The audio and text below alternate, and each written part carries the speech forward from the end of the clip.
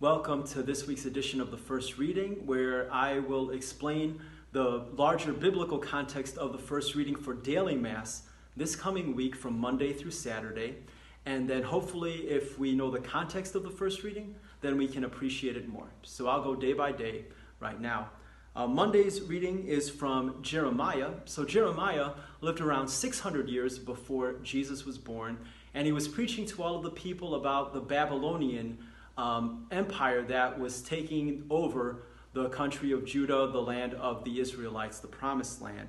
And in this first reading on Monday, there is a false prophet, Hananiah, that says, hey, don't worry, people.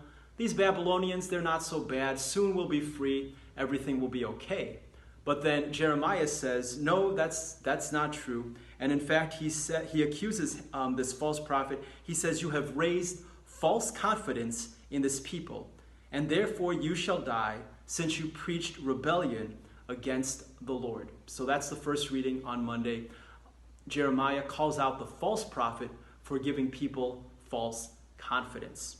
The first reading on Tuesday comes also from Jeremiah. So Jeremiah continues preaching to all the people, and he tells all of the people that the reason all of this bad thing is happening to them is because they have been faithless to God. So just like a wife, he compares them to a wife that was faithless to her husband, and so that's how he compares the Israelites to God.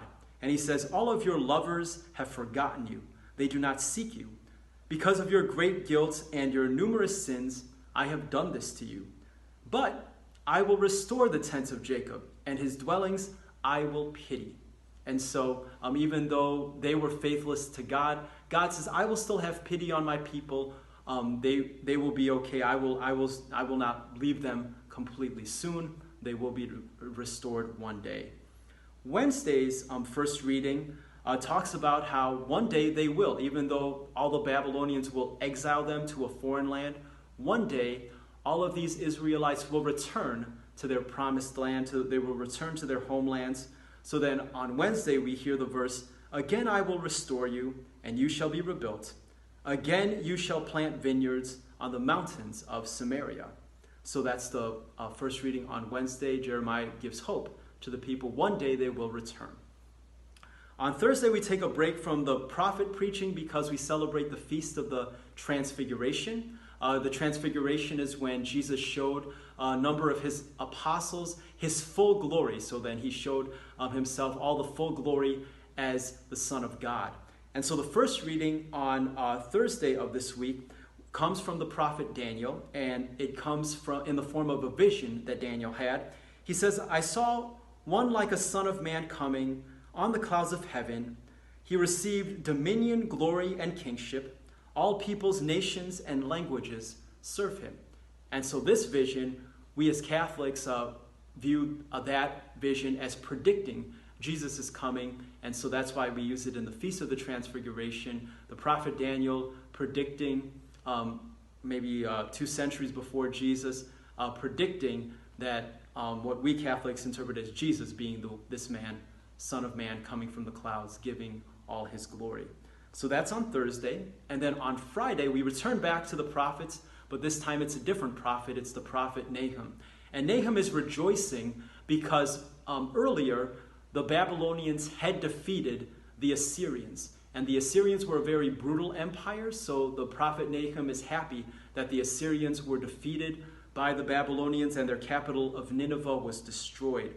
So we hear on Thursday's first reading from the prophet Nahum, woe to the bloody city, all lies, full of plunder, whose looting never stops. Nineveh is destroyed, who can pity her? And so that's the first reading on Friday about the prophet Nahum rejoicing in the fact that Babylonia had destroyed previously the city of Nineveh. But on Saturday, we read that Babylonia, it's not that great of an empire either. They commit injustices as well as they're conquering all of the countries, including the land of the Israelites, including Egypt, all around the Middle East.